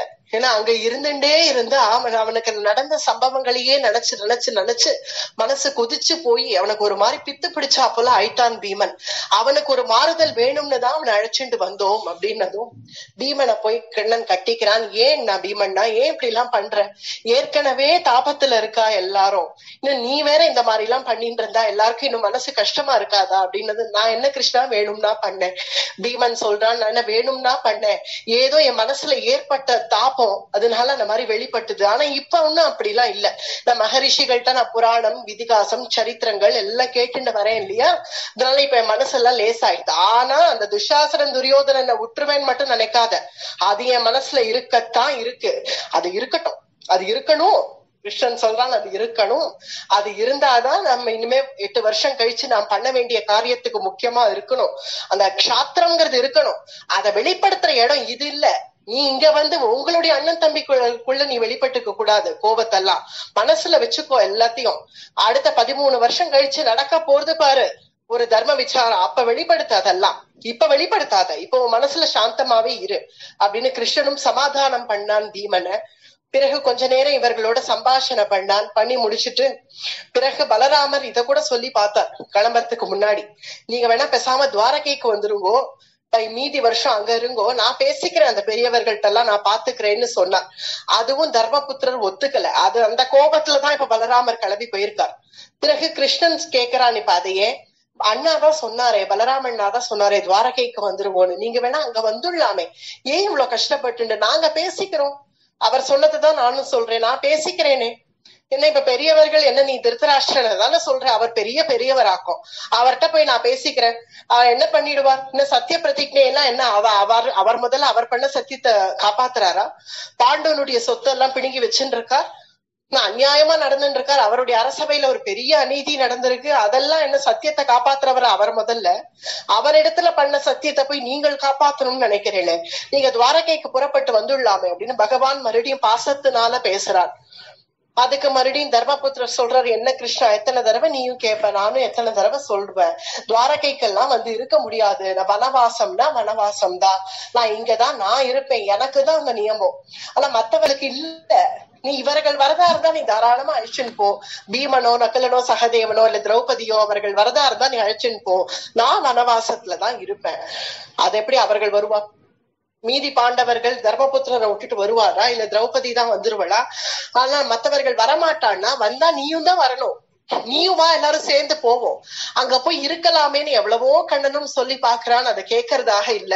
வனவாசம்னா வனவாசம் தான், இங்கதான் நாங்கள் இருந்தாகணும். கிருஷ்ணா நீ நினைக்கிற மாதிரி எல்லாம் இல்ல, நாங்க ஏதோ இப்படி நடந்து நடந்து கால்நடையாக வந்ததுனால கொஞ்சம் மெலிஞ்சு போயிட்டோமே தவிர எனக்கு தான் அக்ஷய பாத்திரம் கொடுத்திருக்கியே, நீதான், எங்களுக்கு ஒண்ணும் ஆகாரம் இல்லாமல்லாம் இல்ல, அக்ஷயமா வந்துட்டேதான் இருக்கு, எப்போதும் நாங்க என்ன நினைச்சாலும் வந்துடுறது, அதனால நன்னாதான் சாப்பிட்டு இருக்கோம், ஏதோ நடந்து வந்த களைப்பு சிரமம் அதனால எங்களை பார்த்தா அப்படி தெரியறதே தவிர நாங்கள் சந்தோஷமா தான் இருக்கோம், நீ நினைக்கிற மாதிரி எல்லாம் ஒண்ணும் இல்ல, சொல்லு திரௌபதி நீ சொல்லு, நீ சொன்னாதான் கிருஷ்ணன் நம்புவான் அப்படின்னு தர்மபுத்திரர் சொன்ன உடனேவே திரௌபதியும் சொல்றாள், ஆமா கிருஷ்ணா இவர் சொல்றது வாஸ்தவம் தான், ஏதோ நாங்க ராஜ்யத்துல இருந்தா கூட திருப்பி திருப்பி தர்பாருக்கு போவோம், அங்க போய் அரசாட்சி பண்ணுவோம், அரசபையில இருப்போம், ஏதோ அந்தப்புறத்துல இருப்போம்னு இல்லாம இப்ப நாங்க க்ஷேத்திரங்களுக்கு எல்லாம் போறோம் இல்லையா, பகவத் தரிசனம் எல்லாம் பண்றோம் இல்லையா, இதெல்லாம் ராஜ்யத்துல இருந்தா எங்களுக்கு கிடைக்காதே, இந்த சரித்திரங்கள்லாம் நாங்க ராஜ்யத்திலேயே இருந்துட்டு இருந்தா கேட்டிருக்க முடியாது இல்லையா, அதனால நாங்க சந்தோஷமாவே இருக்கோம், நீங்கள் எதுவும் கவலைப்பட வேண்டாம் அப்படின்னு திரௌபதியும் சொன்ன உடனே சரி என்னமோ போகும்,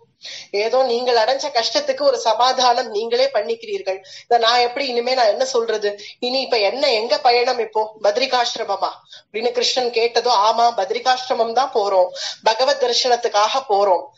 உடனே கிருஷ்ணன் கேக்குறான், இன்னும் அர்ஜுனன் திரும்பலையா, இன்னும் அர்ஜுனன் வரலையா உங்ககிட்ட திரும்ப? உடனே தர்மபுத்திரருக்கு கண்ணுல கண்ணீர் வந்துடுத்து, ஆமா கிருஷ்ணா அர்ஜுனன் எங்க இருக்கானோ தெரியல, 5 வருஷம் ஆயிடுத்து, அவன் நன்னா இருக்கானா க்ஷேமமா இருக்கானா, இல்ல ஒரு படி மேல சில சமயம் எனக்கு என்ன தோன்றது, அவன் இருக்கானா இல்லையான்னு கூட நினைக்க தோன்றது, அந்த அளவுக்கு அர்ஜுனனுடைய முகமே என் மனசுல ஞாபகம் இருக்கு, அன்னைக்கு கிளம்புறேன்னு சொல்லிட்டு கிளம்பினவன் தான், அதுக்கப்புறம் நான் அவனை திரும்பி பார்க்கவே இல்லை, பாசுபதாஸ்திரம் வாங்குறேன்னு கிளம்பினவன் தான், 5 வருஷம் கூட ஆப்போறது கண்ணா, அர்ஜுனன் இல்லாததுதான் எங்களுக்கு கஷ்டமா இருக்கு, வேற எந்த கஷ்டமும் இல்ல எங்களுக்கு அப்படின்னதும் கண்ணன் சொல்றான், எல்லாம் ஒண்ணும் கவலைப்படாத அண்ணா, நீ போயிட்டு அர்ஜுனனுக்கு எல்லாம் ஒண்ணும் ஆகாது, நீ போயிட்டு திரும்ப வரத்துக்குள்ள, இப்ப பத்ரிநாத் போயிட்டு நீ திரும்ப வரத்துக்குள்ள அர்ஜுனனும் உங்களோட இருப்பான், கவலைப்படாதீங்க அப்படின்னு கிருஷ்ணன் சொன்ன உடனே கொஞ்சம் சமாதானம் அடைஞ்சார் தர்மபுத்திரர். அப்படின்னா அர்ஜுனனை பாத்துருவோம், நிச்சயமா அர்ஜுனன் சீக்கிரம் நம்ம கிட்டக்க வந்துருவான் அப்படின்னு மனசுல ஒரு சந்தோஷம் ஏற்பட்டது. பிறகு கண்ணன் சொல்றான், கொஞ்ச நேரம் இவர்களோட சம்பாஷணை பண்ணி முடிச்சு கண்ணனும் விடை கொள்றான், நீ பத்ரிகாசிரமம் போயிட்டு நீங்கள் எங்க வரப்போறீர்கள், காமியவனம் தானே வரப்போறீர்கள், அங்க நீங்க வந்ததும் நான் வந்து உங்களை சந்திக்கிறேன், கிளம்புகோ அப்படின்னு சொல்லி பகவானும் விடை பெற்றுட்டான். பிறகு பாண்டவர்கள் கிருஷ்ணனையும் பலராமனையும் ஒன்னா சேர்ந்து தரிசனம் பண்ணதனுடைய சந்தோஷமாக இனி நரநாராயணர்களை பார்க்கணும். பத்ரிகாஷ்டமத்துல இப்படி கிருஷ்ணனையும் பலராமரையும் சேர்ந்து பார்த்ததே அவர்களுக்கு ரொம்ப சந்தோஷம் ஏற்பட்டது மனசுல. அந்த குதூகலத்தோடையே பிரபாச கஷேத்திரத்திலேருந்து புறப்பட்டு உத்தராகண்ட நோக்கி பத்ரிநாத்தை நோக்கி புறப்படுறார்கள். கால்நடையாகவே நடந்து நடந்து நடந்து பிரபாச கஷேத்திரம்ங்கிறது குஜராத், நம்ம துவாரகையுடைய சமீபத்துல இருக்கு. அங்கேருந்து புறப்பட்டு உத்தராகண்ட் இமேஜின் பண்ணி பார்க்கணும். இங்கேருந்து அவர்கள் கால்நடையா நடந்து போகணும்னா எவ்வளவு நாட்கள் ஆயிருக்கும்னு. எவ்வளவு நாள் ஆச்சோ அவ்வளவு நாள் அவர்கள் நடந்து உத்தராகண்ட நோக்கி போய் அங்கேந்து புறப்பட்டு பத்ரிகாஷ்டமம்ங்கிறது ஆதி பத்ரி. இப்ப நம்ம பாக்குற பத்ரிகாஷ்டம பெருமாள் கூட கொஞ்சம் அந்த ஆதி பத்ரியில இருந்து கொஞ்சம் இறங்கிட்டார், கொஞ்சம் கீழே இறங்கிதான் இப்ப இருக்காரு. இப்ப நம்ம போய் தரிசனம் பண்ற பத்ரிகாஷ்டம பெருமாள் முன்னாடி இன்னமும் மேல இருந்தார். இன்னும் மேல இருந்தாலும் அதான் ஆதி பத்ரின்னு சொல்லுவா. அங்க போகணும் இப்ப பாண்டவர்கள். நான் அப்ப துவாபர யுகத்துல அங்கதான் இருந்து அங்க போய் தான் பகவத் தரிசனம் பண்ண முடியும். அப்படி அங்க புறப்பட்டு போகணும்னா இப்ப கூட நம்ம போயிட்டு வந்துடுறோம். பத்ரிகாஷ்டம யாத்திரைங்கிறது அவ்வளவு சாமானியம் இல்ல.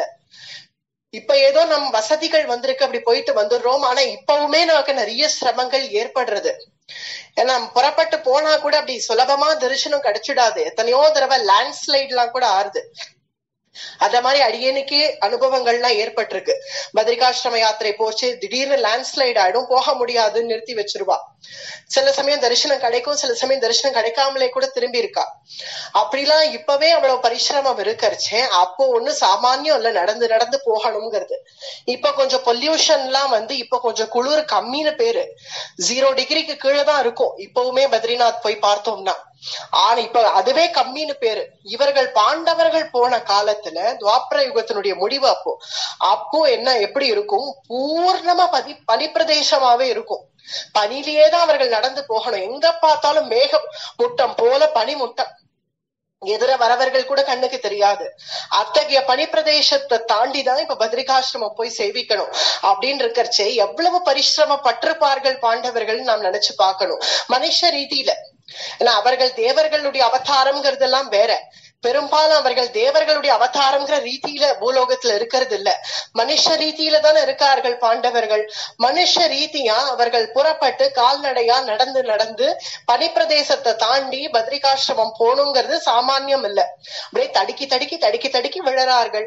எழுந்து எழுந்து மேற்கொண்டு மனசுல தைரியம், போய் எப்படியாவது பகவத் தரிசனம் பண்ணிட மாட்டோமா அப்படிங்கிற தைரியத்தினால தடுக்கி விழுந்தாலும் பிறகு எழுந்து எழுந்து எழுந்து எழுந்து ஒரு கட்டத்துல இவர்கள் போயிட்டே இருக்கிற ஏராளமான பனிமுட்டம் வந்துட, யுதிஷ்டிரர் எப்போதுமே கொஞ்சம் வேகமா நடக்கக்கூடியவர்.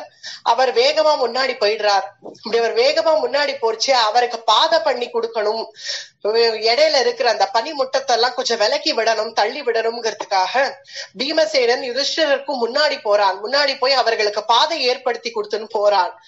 ஆனால் திரௌபதியாலேயோ அவ்வளவு இவர் வேகத்துக்கெல்லாம் அவளால் நடக்க முடியல. அவள் மெதுவா பின்னாடி நடந்து வந்துட்டு இருக்கா. நகுல சகதேவர்கள் திரௌபதிக்கு சப்போர்ட்டா அவளை அழைச்சிட்டு வந்துட்டு இருக்கார்கள். இவர்களுக்கும் பின்னாடி மகரிஷிகள் நடந்து வந்துட்டு இருக்கா. இப்படிதான் இது போயிட்டு இருக்கு. ஒரு கட்டத்துல தர்மபுத்திரர் பாக்குறார், பின்னாடி திரும்பி பார்த்தா ஏராளமான பனிமுட்டம், எதிர யார் வருதுன்னே தெரியல. இது திரௌபதி பின்னாடி வராளான்னு கூட தெரியல, நகுல சகதேவர்கள் கூட வராளான்னு கூட தெரியல.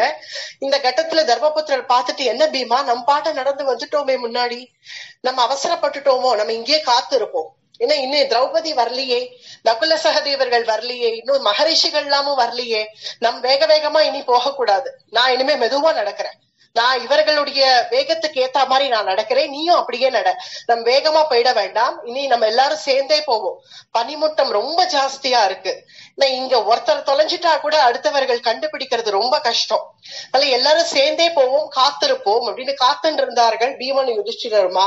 ஒரு வழியா திரௌபதி வந்த உடனே எல்லாரும் சந்திச்சுட்டார்கள், மகரிஷிகளும் வந்துட்டார்கள். எல்லாருமா சந்திச்ச உடனே தர்மபுத்திரர் சொல்றார், இனி நம்ம சேர்ந்தே போவோம், யாரும் பிரிஞ்செல்லாம் போயிட வேண்டாம்.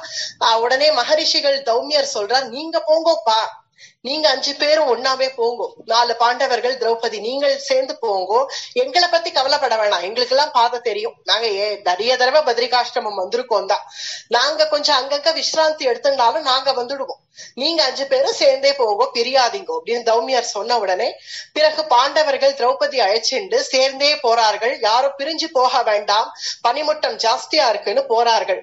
ஒரு கட்டத்துக்கு மேல இங்க திரௌபதியால நடக்க முடியல, தாங்க முடியல, இப்படி உடம்பு அப்படியே தள்ளாட ஆரம்பிச்சிடுது. இப்படி உடம்பு தள்ளாட ஆரம்பிச்ச உடனேவே தர்மபுத்திரர் பாக்குறார், ஏன் திரௌபதி என்ன ஆச்சு, ஏன் உடம்பு ஏதாவது முடியலையா, ரொம்ப நடுக்கமா இருக்கா அப்படின்னு விசாரிக்கிறார் திரௌபதிய. அவளும் இல்ல இல்ல ஒண்ணும் இல்ல, வந்துடுவேன், ஒன்னும் பிரச்சனை இல்ல, போயிடலாம்னு சொல்றா. சரி போகலாம்னு கொப்பரப்படுறார். மேற்கொண்டு பார்த்தா ஒரு கட்டத்துல திரௌபதிக்கு நல்ல தலை கிர்ன்னு சுத்த ஆரம்பிச்சிடுது. தலை சுத்த ஆரம்பிச்ச உடனே அப்படி தள்ளாடி தள்ளாடி திரௌபதி விழற நிலைமைக்கு வந்துட்டா, மயக்கமே வந்துடுது. மயக்கம் வந்துடுதுன்னு தெரிஞ்ச உடனே தர்மபுத்திரர் போய் தாங்குறார் திரௌபதிய. தர்மபுத்திரருடைய மடியிலேயே அப்படியே விழுந்துட்டாள் திரௌபதி. தர்மபுத்திரர் மடியில திரௌபதி மூர்ச்சியாகி விழுந்த உடனே சரி ஏதோ கால் நடக்க முடியாம விழுந்துட்டான்னு நினைச்சா, பார்த்தா தர்மபுத்திரர் அவள் முகத்தை இப்படி திருப்பி பாக்குறார். பார்த்தா அப்படியே மூர்ச்சி ஆயிருக்கா, பேச்சே இல்ல, கண்கள் மூடி எடுத்து மூர்ச்சியாகி கீழே விழுந்துட்டா. இத பார்த்த உடனே ரொம்ப தாபம் வந்துடுத்து தர்மபுத்திரருக்கு, கதறி அழணும் போல தோணிடுத்து. கதர்றார் தர்மபுத்திரர், ஏன்னா திரௌபதியை இந்த நிலைமையில அவரால் பார்க்க முடியல.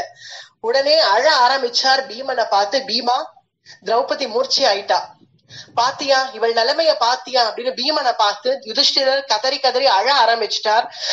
கதம் பீஷ்மசு குப்தேஷு ஸ்வாஸ்தீர்ண சயனோசிதாக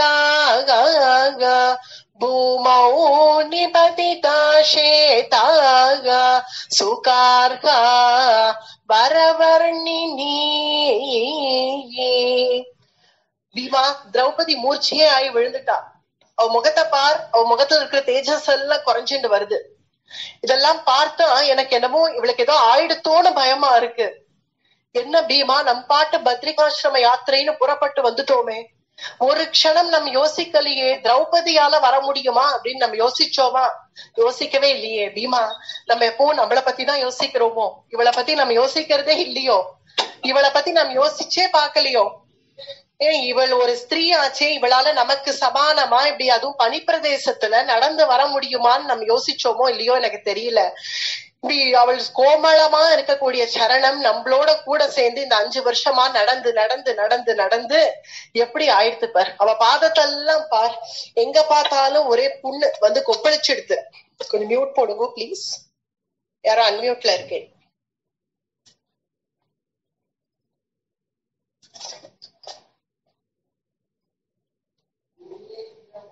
உஷா ஸ்ரீ மம்மின்னு நினைக்கிறேன். அடி அவ பாதத்தை பார்த்த உடனே தர்மபுத்திரருக்கு இன்னும் கவலை வந்துடுது. ஏன்னா இப்ப மூர்ச்சியாய் கீழே விழுந்ததுனால அவ பாதம் அப்படியே தெரியறது. அந்த பாதத்தை பார்த்த உடனே தர்மபுத்திரர் தன்னை தலையில அடிச்சுட்டார். அவ பாதத்தெல்லாம் பார் பீமா, எங்க பார்த்தாலும் ஒரே அப்படியே புண்ணு கொப்பளிச்சிருக்கு. ஏன்னா இந்த பனி பிரதேசத்துல நடந்து நடந்து வந்ததுனால அவ விரல் இடுக்கல் எல்லாம் அப்படியே புண்ணு புண்ணு புண்ணு புண்ணா வந்துடுது. இதெல்லாம் அப்படியே சொல்லப்படுறது பாரதத்துல. சுகுமாரௌ கதம் பாதௌ முகம் ச கமல பிரபம் மத்கிருதேத்ய வரார்ஹாயா ஷ்யாமதாம் சமுபாகதம் சுகுமாரௌ கதம் பாதௌ. அந்த பாதத்தை பார், அது எவ்வளவு கோமளமா இருக்கக்கூடிய அவளுடைய பாதம், சுகுமார பாதம் இப்படி புண்ணு புண்ணா ஆயிடுத்து பார். இத நம்ம பார்க்கவே இல்லையே. பாதத்தை நம்ம எங்க பார்த்தோம்?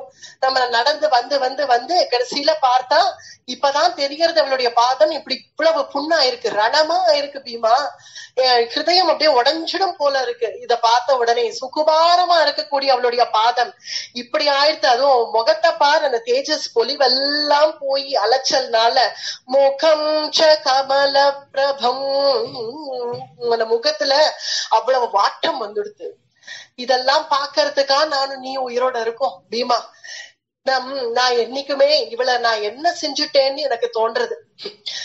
நான் இவள் எப்பேற்பட்டவள்னு நான் நிறைய இடத்துல சொல்லியிருக்கேன், இவளை பத்தி நான் யோசிச்சு பார்த்திருக்கேன். ஆனால் நான் இவளை பாக்கறச்சேலாம், இவ முகத்தை பாக்கறச்சேலாம் இவளுக்கு அப்படி நாம் என்ன செஞ்சுட்டோம் அப்படின்னு எனக்கு தோன்றது. இவள் எப்படி வாழ வேண்டியவள், இவளை நான் சௌக்கியமா வச்சுட்டேனா, இவளை நான் சந்தோஷமாதான் இவள் இருந்தாளா, எனக்கு ஒண்ணுமே புரியல. இப்போ இவளை நான் சௌக்கியமாதான் வச்சுட்டேனான்னு எனக்கு இப்ப தெரியல. நான் என்ன செஞ்சேன், இவளுக்கு நான் என்ன செஞ்சுட்டேன்? சூதாடி இழந்தேன், வேற என்ன செஞ்சேன்?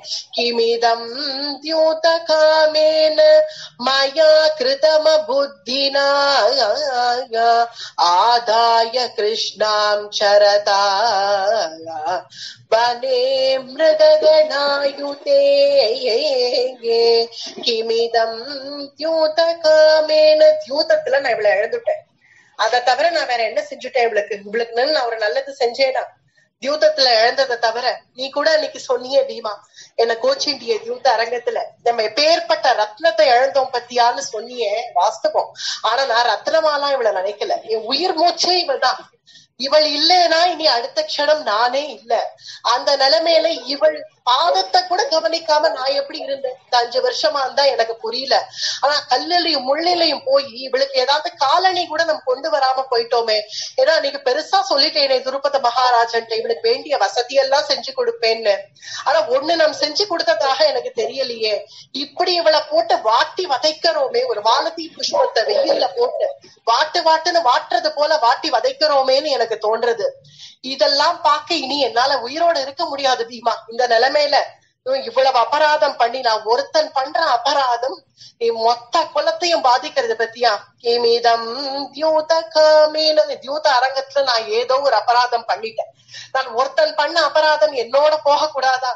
இவளையும் கஷ்டப்படுத்திண்டு உங்களெல்லாமும் கஷ்டப்படுத்திண்டு நீங்களாவது கிளம்பிருக்க கூடாதா? என்னோட எதுக்கு ஒட்டிட்டு இப்படி வரையலும் எனக்கு புரியல.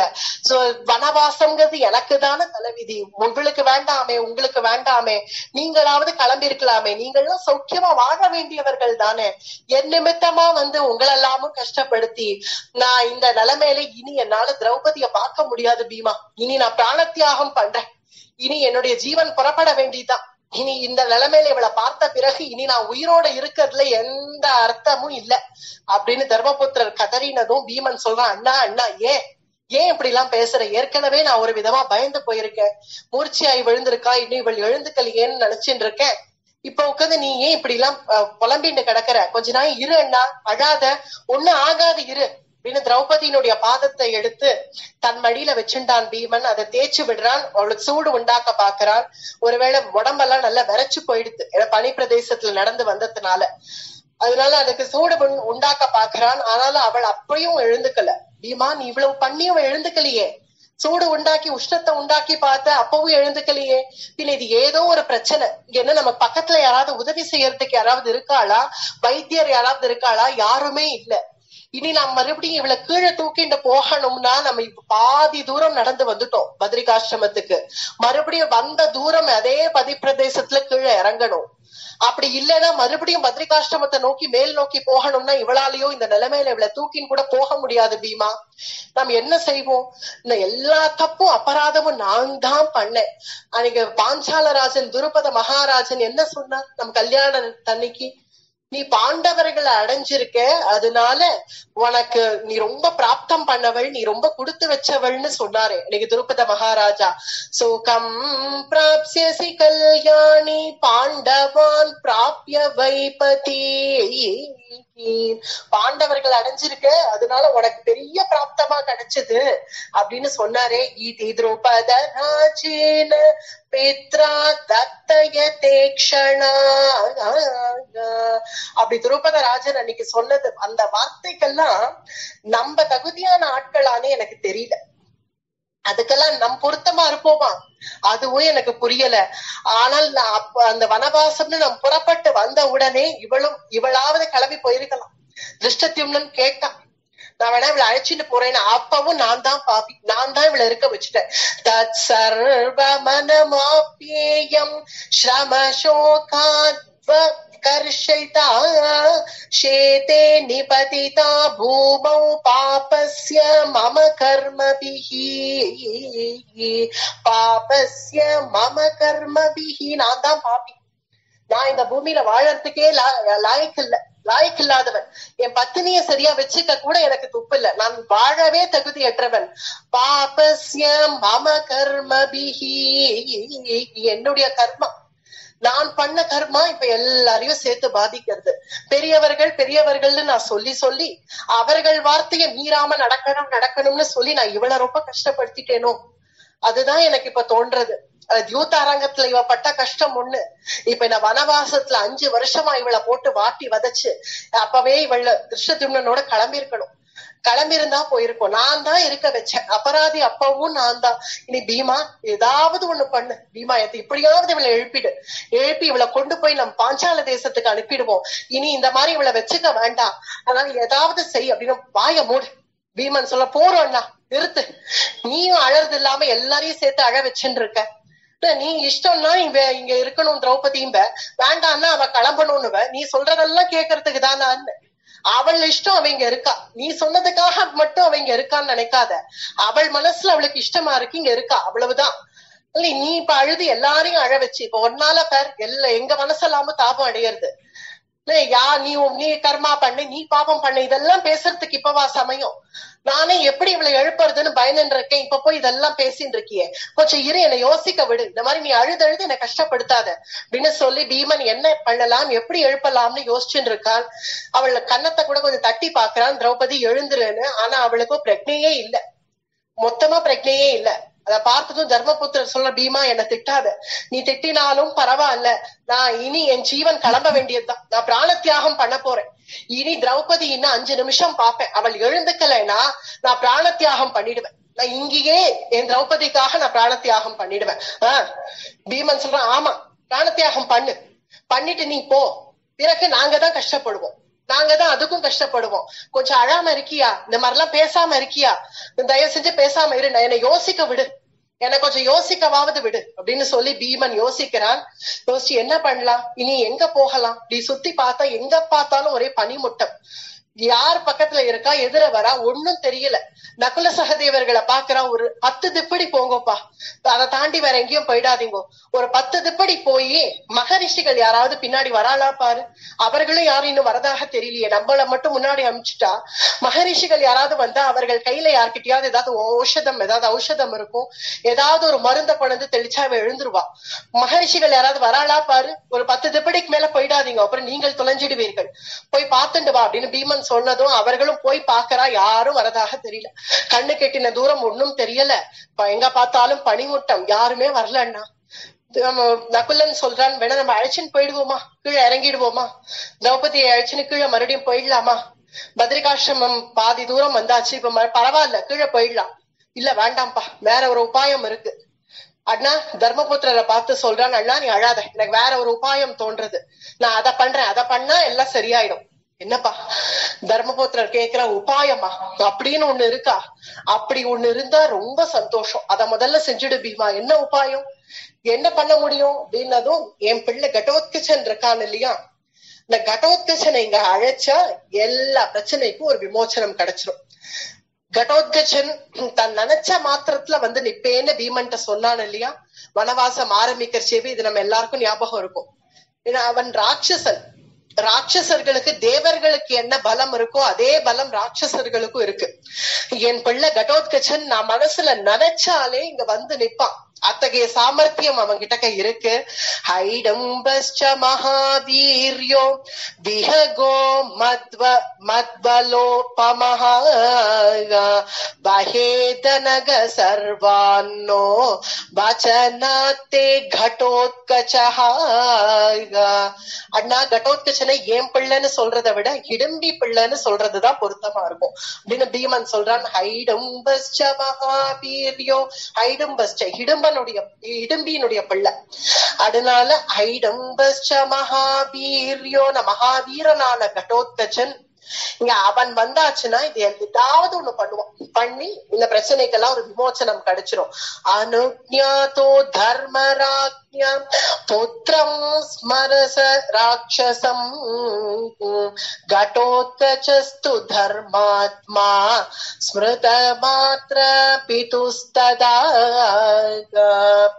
இங்க அழகான வாக்கியம் இங்க என்ன வருது, கடோத்கச்சஸ்து தர்மாத்மா, தர்மாத்மா கடோத்கச்சன் தர்மாத்மாவா, தர்மாத்மா என்ன பீதுஸ்ததா, பீமனுடைய பிள்ளை தானே, அதுல பிதாவை போலவே பீதுஸ்ததா, பிதாவை போலவே அவனும் தர்மாத்மா. எப்படி பீமன் ஒரு தர்மாத்மாவோ அந்த பீமனுடைய புத்திரனான கடோத்கச்சன் அவன் என்னதான் ராட்சசனா இருந்தாலும் மொரடனாக இருந்தாலும் அவன் பீமனை போலவே தர்மாத்மா. கடோத்கச்சஸ்து தர்மாத்மா ஸ்மிருதாத்ர பிதாஸ்ததா, அவன் பிதா பீமன், அவனை போலவே இந்த தர்மாத்மாவான கடோத்கச்சன்.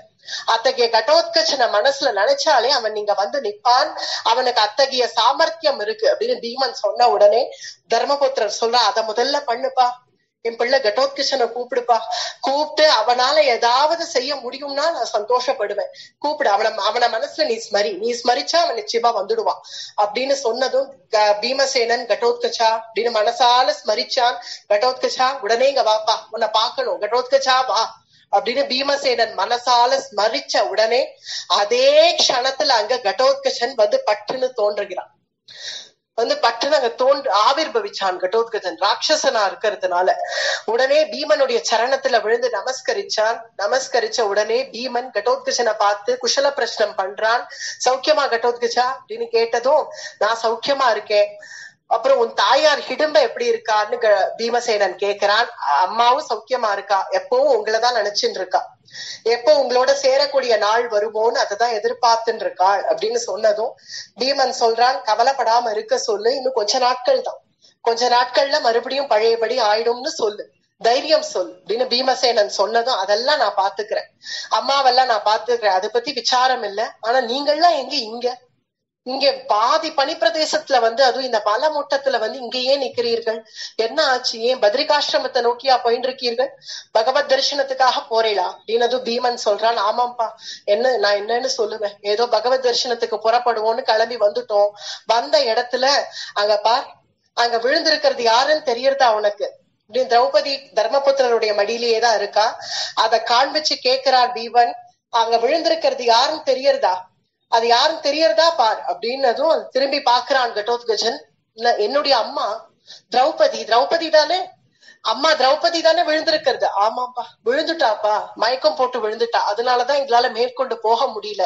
என்ன பண்றதுன்னு புரியாம தவிச்சுட்டு இருந்தோம், தத்தளிச்சுட்டு இருந்தோம், அக்கறை எங்க இக்கறை எங்க ஒன்னும் புரியல, அப்பதான் ஓன் ஞாபகம் வந்தது, என்னப்பா இது, நீங்க பத்ரிகாசிரமம் கிளம்பணும்னு நினைக்கிறச்சேவே என் ஞாபகம் வந்திருக்கணும் உங்களுக்கு, இப்ப எல்லாம் அம்மாவே விழுந்ததுக்கு அப்புறமா என்ன நினைப்ப, சரி பரவாயில்ல இரு, நான் பாத்துக்கிறேன், இதை நான் பாத்துக்கிறேன், எங்கேயோ இங்க சுத்தினான் அங்க சுத்தினான், கொஞ்சம் ஔஷதங்களை கையில பறிச்சுட்டான், ஏன்னா மலைப்பிரதேசமா இருந்தாலும் அங்கங்க நல்ல ஔஷதங்கள் அங்க இருக்கு, அங்க சில மருந்த பறிச்சுட்டான், கையில சில இலைகளை பறிச்சுண்டு கொஞ்சம் கையில அங்க அருவி மாதிரி கொட்டிட்டு கையில கொஞ்சம் ஜலமும் கையில பிடிச்சுண்டு, அப்படி இதெல்லாம் பாரதத்துல வர்ணிக்கப்படுறது எப்படி எல்லாம் இவர்கள் கஷ்டப்பட்டார்கள்னு, அத கையில பிடிச்சுண்டு கடோத்கஜன் அந்த இலைய நன்னா கசக்கி அத ஜலத்தோட சேர்த்து திரௌபதியினுடைய முகத்துல ஒரு தெளிச்சான், தெளிச்ச உடனே அந்த ஔஷதங்களுடைய வாசனை அவள் மூக்குல போன உடனே பட்டுன்னு கண்ணை திறந்துட்டான், கண்ணை திறந்து பாக்குறா, என்ன ஆச்சு அப்படி நல்லா அப்படியே வேர்த்து விறுவிறுத்துடுது, நல்ல பனிப்பிரதேசம் ஆனால் நல்ல வேர்க்க ஆயிடுத்து, இப்ப நல்ல கண்ணை திறந்துட்ட உடனே என்ன ஆச்சு அப்படின்னு கேட்கிறாள், அப்பதான் திரௌபதி, உடனே தர்மபுத்திரர் அப்பாட எழுந்துட்டா, திரௌபதி எழுந்துட்டா அப்படின்னு இப்பதான் அவருக்கு மனசுல ஒரு குதூகலம் ஏற்பட்டது, பிறகு ஒண்ணும் இல்லம்மா நீ மயக்கம் போட்டு விழுந்துட்ட, அவ்வளவுதான் ஒண்ணும் இல்ல, சரியாயிடுது எல்லாம் சரியாயிடுது அப்படின்னு திரௌபதியை கொஞ்சம் மோட்டிவேட் பண்றார். பிறகு திரௌபதி எழுந்த உடனே அவள் ஆஸ்வாசப்படுத்தின உடனே கடோத்கஜன் அவளுக்கு வாயில தீர்த்தம் கொடுக்கணும்னு காத்துன்னு இருக்கான், அவள் கொஞ்சம் ஆஸ்வாசப்படுத்தி எழுந்த உடனே பீமசேனன் சொல்றான், திரௌபதி சரியாயிட்டா, ஒண்ணும் இல்ல, இப்போ அங்க பார் யார் வந்திருக்கா பார், உன் பிள்ளை கடோத்கஜன் வந்திருக்கான் பார் அப்படின்னு அழகான வாக்கியம், இடும்பி பிள்ளை கடோத்கஜனை பார்த்து திரௌபதி கிட்ட சொல்றான் பீமன், உன் புத்திரன் கடோத்கஜன் வந்திருக்கான் பார், ஹைடும்பேயம் பரிஷ்ராந்தா தவ மாதா பராஜிதா த்வம் ச காமகமஸ்தாத பலவான் வஹதாம் ஸ்ககா.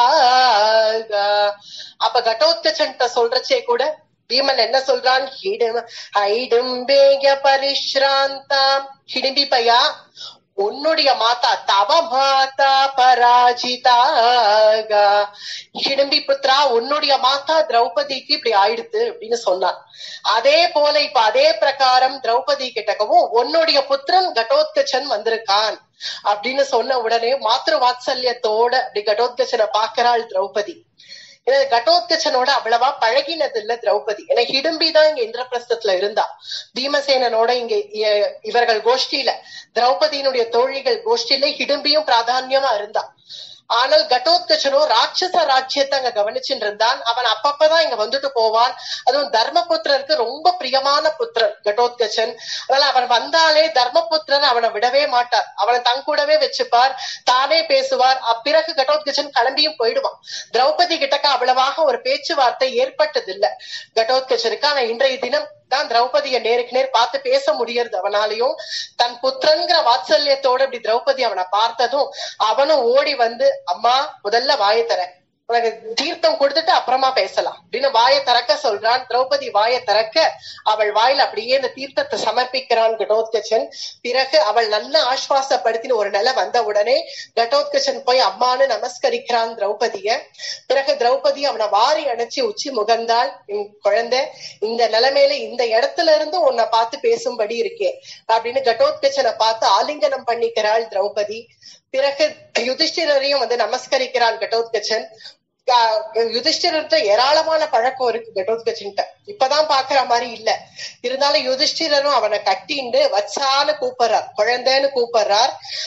தர்மஜ்ஞோ பலவான் சூரஹ சத்யோ ராட்சச புங்கவஹ பக்தோஸ்மானௌரச புத்ரோ பீம கிருஹ்ணாது மாச்சிரம் தவ பீமசுதோ நாஹ இதி பீம பராக்கிரமாக அக்ஷதஹ சஹ பாஞ்சால்யா கச்சேயம் கந்தமாதனம். அழகா கொண்டாடுறார் கடோத்கச்சன. கடோத்கச்சன் நமஸ்கரிச்ச உடனேவே கடோத்கச்சனை வாரி அணைச்சுண்டார் தர்மபுத்திரர். கடோத்கச்சா, எவ்வளவு நாள் ஆச்சு உன்னை பார்த்து, நாங்க இருக்கிறச்செல்லாம் ஓடி ஓடி வருவியே, ஒரு மாசத்துக்கு ஒரு தடவை ஓடி வந்துருவியே பெரியப்பாவை பாக்கணும்னு. இப்ப 5 வருஷம் ஆச்சு உன்னை பார்த்து, எப்படி இருக்க அப்படின்னு கடோத்கச்சனை கட்டிண்டு தர்மபுத்திரர் பேசுறார். தர்மஜ்ஞோ, நீ தர்மவான், நீதான் தர்மஜ்ஞன். தர்மஜ்ஞோ பலவான், சிறந்த பலசாலினி.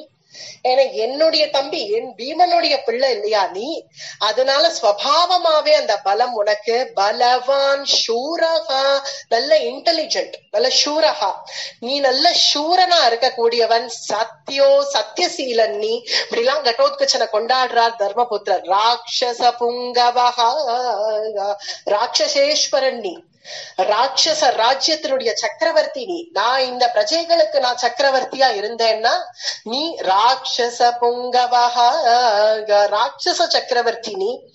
ராட்சசர்களுக்கெல்லாம் தலைவன் நீ, ராட்சசர்களுக்கெல்லாம் கூட தர்மம் சொல்லக்கூடியவன் நீ. என பீமனுடைய புத்திரன் இல்லையா. பீம இதி சுதஹா, பீம புத்திரன்கிறது ஒரு பக்கம் இருந்தாலும் ஏன் பிள்ளை நீ, என்னுடைய பிள்ளை நீ. அதனாலயும் உனக்கு அத்தகைய தர்ம நிஷ்டைகள் வந்திருக்கு. பக்தோஸ்மானரௌச புத்ரோ பீம கிருஹ்ணாத மாச்சிரம்.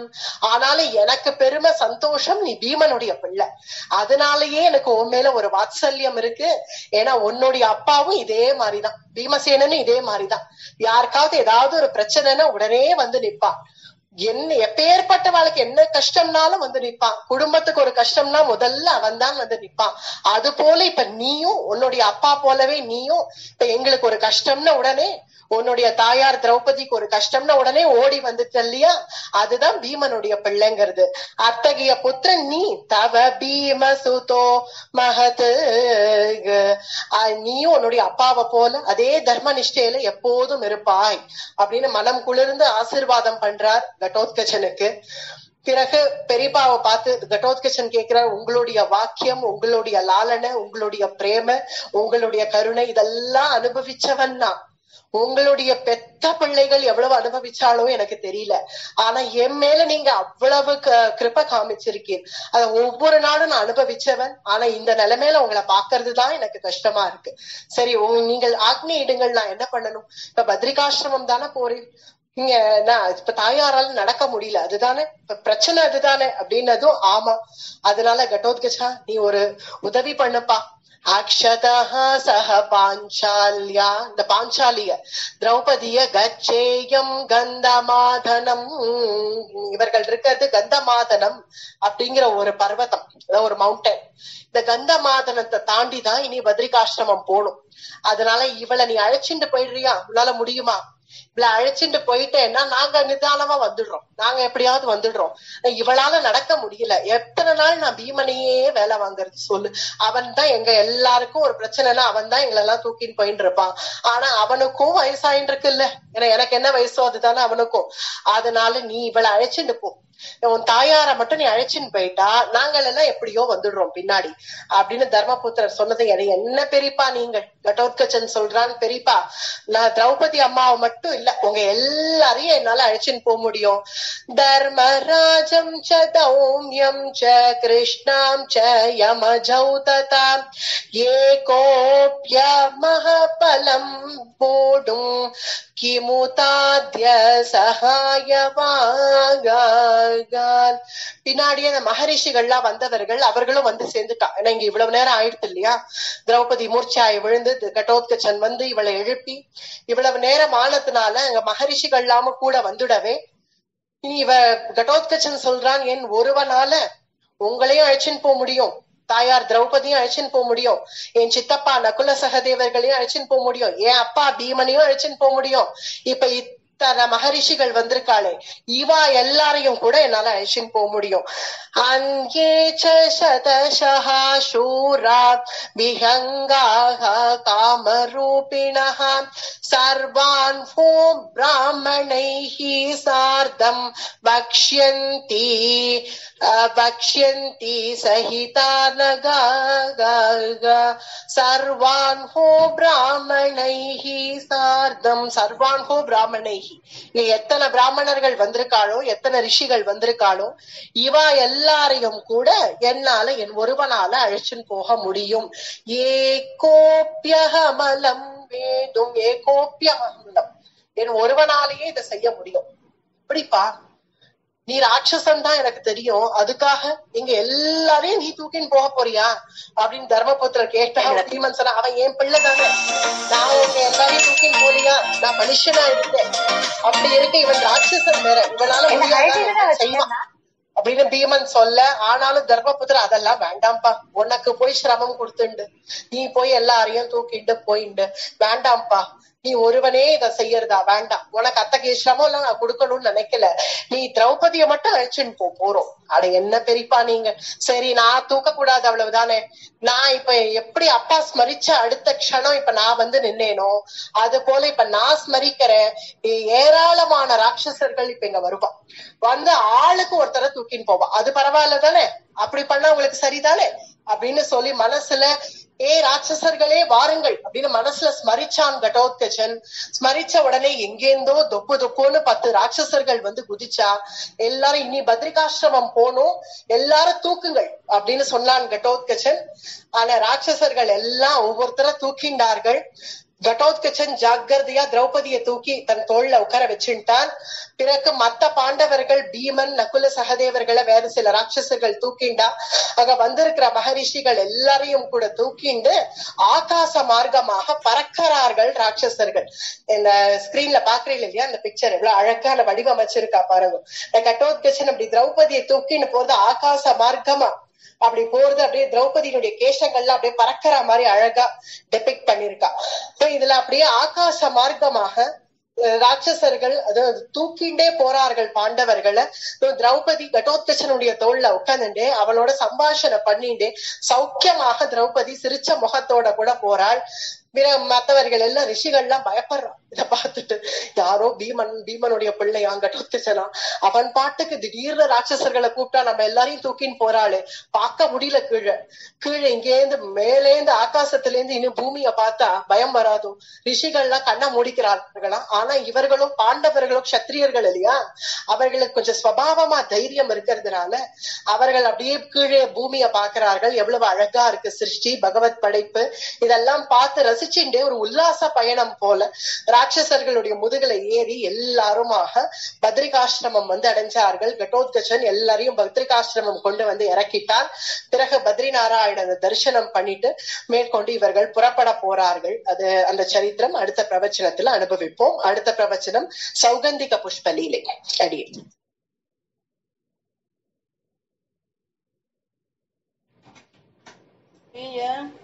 அடியே தன்யோஸ்